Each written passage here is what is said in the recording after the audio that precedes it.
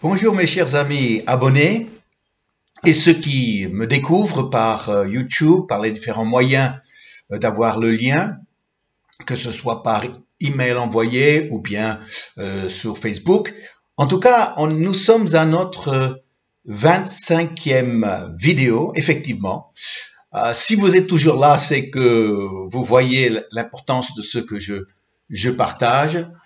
En tout cas, je suis heureux de pouvoir vivre avec vous ce que je vis maintenant depuis plusieurs mois, bientôt un an, et qui a tellement marqué ma vie.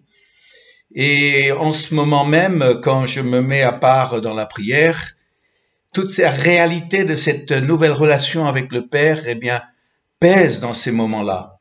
Alors, je me réjouis de nouveau partager avec vous un verset. Et le verset de ce jour, c'est l'Évangile de Jean, chapitre 16, et le verset 32. Voici, l'heure vient, et elle est déjà venue, où vous serez dispersés chacun de son côté, et où vous me laisserez seul. Mais je ne suis pas seul, car le Père est avec moi. Le ton est solennel. On n'est plus très loin maintenant de l'arrestation de Jésus et Jésus l'anticipe déjà. Il prédit en fait ce qui va se passer. Quand les soldats sont arrivés pour l'arrêter, il y aurait dispersion des disciples, notamment Pierre et les autres, avec peut-être l'exception de Jean et sa mère, sa propre mère, et aussi les quelques femmes qui se trouvaient aussi au pied de la croix. Sinon tous les autres, la multitude n'est plus là, même ses propres disciples l'ont abandonné. Ils l'ont pas trahi, mais par peur, ils ont fui pour sauver leur peau. Et c'est une réalité devant laquelle nous pouvons nous trouver, nous chrétiens, nous fils et filles de Dieu. C'est que, à un certain moment de notre vie, on peut se retrouver seul, pas parce qu'on a souhaité l'être, parce que qui ne veut pas être aimé de tous? Qui ne veut pas être compris de tous? Moi en premier. Mais la réalité, c'est que si aujourd'hui, dans nos pays d'origine, ou je dirais historiquement chrétiens, qui ne le sont plus vraiment maintenant, disons-le, alors là, la foi chrétienne, on ne va pas nous mettre en prison pour ça, pour l'instant.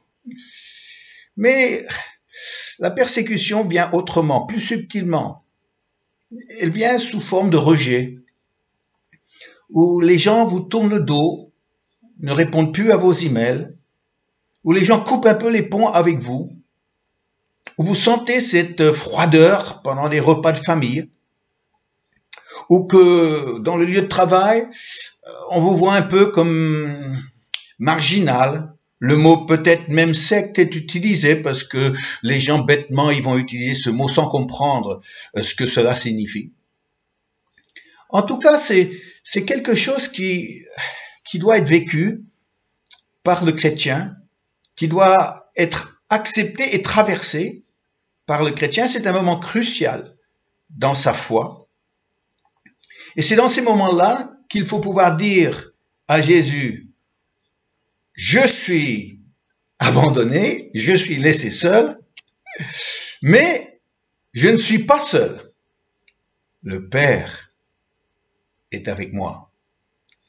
La première fois que je l'ai vécu, c'était lorsque j'ai annoncé à mes parents d'une famille très pratiquante, que j'avais pris une décision pour ma vie, à l'âge de 19 ans, que j'avais décidé de suivre Jésus et lui seul, selon la Bible, et pas selon les traditions.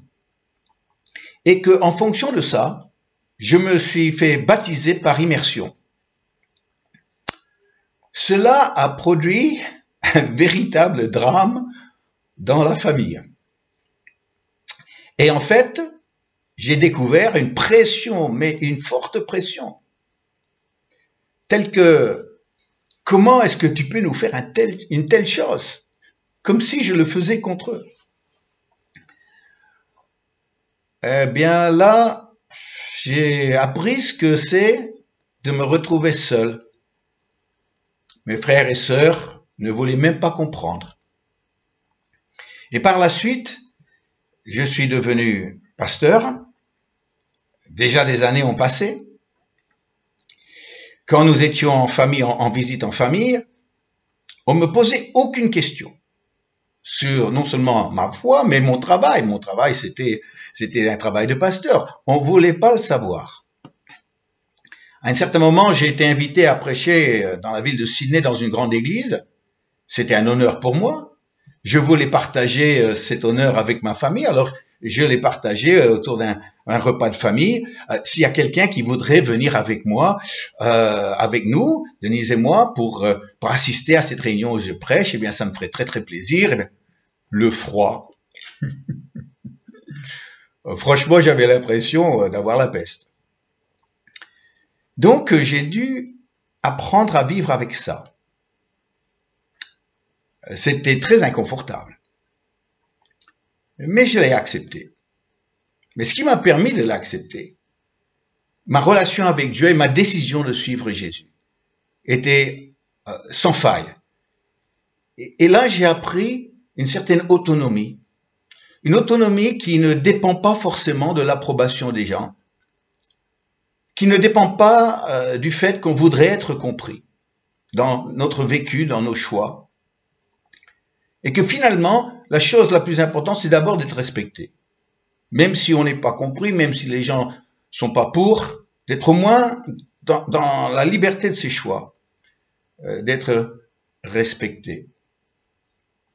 Alors, c'est quelque chose qui est subtil aujourd'hui, parce que la pression humaine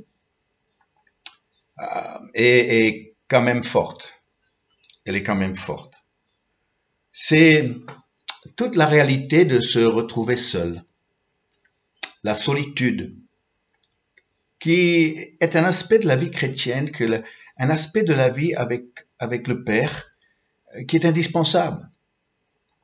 Parce que si on n'a pas appris la solitude avec le Père, d'être seul dans sa présence, d'être heureux d'être seul dans sa présence, alors là, quand les gens nous laissent seuls, quand il y a cette solitude humaine qui nous est imposée, on le vivra mal.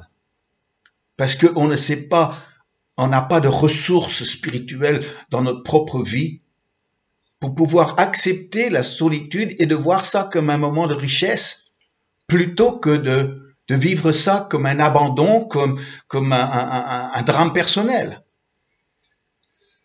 La solitude, j'ai appris à la vivre dans ma chambre, dans la prière, mais je l'ai appris surtout quand j'étais dans un séminaire et on avait des cours assez complexes en théologie et puis d'autres matières, et on avait toutes sortes d'exercices religieux, spirituels à faire, auxquels il fallait participer, mais tout ça, ça me laissait un peu froid. Et j'attendais le couvre-feu à 11 heures du soir. Et je me sauvais de ma chambre et j'allais me promener dans les champs. Et c'était le long des chemins dans ces champs que j'ai appris la solitude avec mon Père. Je parlais avec lui, j'étais seul avec lui et j'étais bien. Et ça m'est resté toute ma vie. Je l'ai appris à l'âge de 17 ans et ça m'est resté toute ma vie. Et ça m'a permis d'accepter qu'il y a des fois où, quand il faut prendre position, quand il faut s'engager dans une voie qui est celle de Jésus, que parfois on va se retrouver à la touche vis-à-vis des autres autour de nous. Je me souviens d'une fois, on m'a demandé, on venait d'arriver en France et j'étais encore un peu la nouveauté dans les milieux dans lesquels je fréquentais en tant que pasteur, et comme j'étais nouveau, ils m'ont demandé de prêcher lors d'une pastorale dans le sud. Et j'ai j'ai partagé quelque chose que j'estimais tout à fait acceptable, tout à fait normal pour encourager les pasteurs dans leur ministère et de leur dire, écoutez, vous aussi vous avez des besoins, vous n'êtes pas seulement celui qui donne, mais celui qui doit aussi recevoir dans sa vie personnelle. Et à la fin, j'ai osé faire un appel pour les pasteurs, chose que pour moi était banale. Ça crée un tollé. Parce que vous comprenez, à l'époque, là, dans ces milieux-là, les pasteurs n'ont pas de besoin. Et donc, on fait pas d'appel pour les pasteurs. Sauf qu'il y avait beaucoup de besoins. Il y a un tiers des pasteurs qui s'est avancé à l'appel, un tiers est resté ne sachant pas quoi faire, et un tiers est parti à quitter la salle en protestation. Après la pastorale, eh bien, c'était prévu qu'on aille tous à la cafétéria pour manger ensemble. J'ai fait la route à pied seul. Personne osait ou voulait être avec moi parce que j'avais dérangé. Et puis, je me suis trouvé à une table à la cafétéria seul pour manger mon repas. Heureusement, il y avait un couple de chanteurs qui, par la suite, sont devenus de très bons amis. Quand ils m'ont vu dans cette situation-là, ils ont eu le courage de venir s'asseoir à côté de moi et on a pu parler. C'était une expérience de solitude qui m'a pas trop dérangé. J'ai trouvé ça quand même curieux que les pasteurs étaient si mal. Soit ils devaient être contre, soit ils avaient peur de s'associer avec celui qui a dérangé. Mais parce que ma relation avec le Père est tellement forte, depuis si longtemps aussi, mais surtout ces derniers temps, eh bien, ce genre de choses, je peux traverser sans que ça me pèse de trop. Oui, donc, il y a un verset non, alors non, c'est pas un verset. Pourtant, j'aurais pensé qu'il aurait pu être un verset, mais un dicton, en fait, qui n'est pas dans la Bible, mais qui m'a beaucoup servi tout au long de ces années. C'est le dicton qui dit « Les chiens aboient, mais la caravane passe ». Oui, les chiens peuvent aboyer, mais ce qui est important, c'est que la caravane ne s'arrête pas, mais qu'elle va réellement traverser. Finalement, bon, les chiens qui aboient, je connais ça, parce qu'en face de chez nous ici, ça n'arrête pas d'aboyer, on a beau crier dessus, ça ne s'arrête pas, et puis c'est quand les passants passent que les chiens aboient. Bon, bref. Mais cette notion que tu peux vivre autonome, avec Dieu, acceptant qu'il y a des moments de rejet et de solitude, parce que tu as pris position selon la vérité de la parole de Dieu. Et ça, si tu peux apprendre à faire ça, tu pourras avoir une autonomie qui te permet de vivre réellement ce que Hébreux 13 nous dit. Et je vous cite ce magnifique verset qui m'a aussi beaucoup servi. Tu pourras dire avec le livre aux Hébreux, « Le Seigneur est mon aide, je ne craindrai rien. Que peut me faire un homme ?» Que peut me faire un homme? Finalement, arriver à cette place de je ne suis pas seul, le Père est avec moi. D'avoir cette conviction réelle, profonde, ça nous permet de tout traverser, peu importe les chiens qui aboient, peu importe les réactions qu'il peut y avoir. Que ça vienne de la famille, que ça vienne d'autres chrétiens, que ça vienne de gens qui sont pas chrétiens, finalement, peu importe. Ça demande la sagesse, évidemment. On ne va pas faire de la provocation inutile. Mais il y a des fois où ça vient nous chercher et on n'a pas le choix. Il faut tenir. Alors, chers chrétiens, vous m'écoutez aujourd'hui? Je ne sais pas ce que vous traversez. Je ne sais pas le prix que vous avez payé pour votre vie chrétienne. Les amis que vous avez perdus, l'incompréhension dans la famille, peut-être la rupture même avec certains membres de la famille. En tout cas, tout ça c'est secondaire. On prie et puis on espère par la grâce de Dieu que les choses vont se rétablir, qu'il y aura réconciliation, mais si c'est pas le cas, de toute façon, on va passer.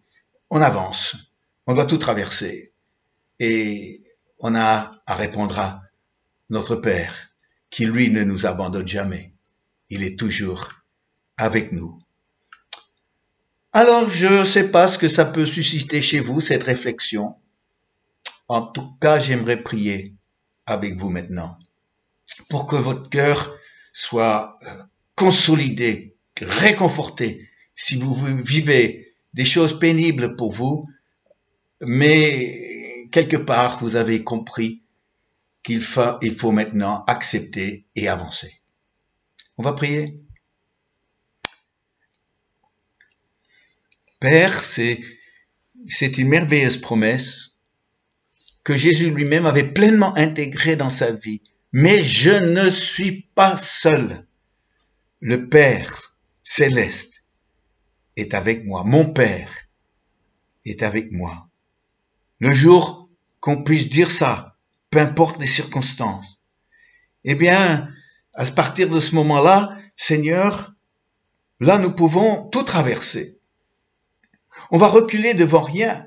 On ne sera pas ce disciple qui va prendre la fuite dès qu'il y a un peu de pression. Non. Père, la vie avec toi est tellement, tellement importante qu'on la lâchera pour rien. Alors Père, merci si parmi mes auditeurs aujourd'hui, il y a ceux qui sont en train de traverser des moments d'incompréhension, de rejet. Seigneur, toi, tu as connu tout ça. Mais tu as tout traversé aussi, toi. Parce que tu savais qui était avec toi. Et nous aussi, nous savons qui est avec nous. Jamais je te délaisserai. Jamais je t'abandonnerai, dit la parole de Dieu. Alors merci, merci de tout mon cœur, de tout notre cœur, pour cette magnifique promesse qui va nous tenir tout au long de ces années, à travers toutes nos circonstances. Père, maintenant, apporte du baume au cœur meurtri. Apporte une guérison profonde quand il y a des relations proches qui ont lâché. Merci, Saint-Esprit, que nous avons aussi, nous, à montrer un prix à payer, de suivre celui qui a payé le prix ultime pour notre salut. Nous sommes heureux aujourd'hui, honorés d'être appelés chrétiens, enfants de Dieu, que notre Père céleste soit notre Père à nous. Merci, mon Père. Amen. Amen. Alors là, quand je vois tout ce qu'on peut traverser dans la vie, en tant que chrétien, dans le service pour Dieu, je regarde ma propre vie et je me dis, après tant d'années d'être dans le ministère et d'avoir vécu quand même des moments pas très confortables, je vous assure, eh bien, je suis plutôt en forme, dans la joie, pas du tout marqué, pas du tout aigri, mais heureux de continuer dans ce merveilleux chemin. C'est le cas pour moi, j'espère que ce sera le cas pour vous. À très prochainement pour un autre verset. Au revoir.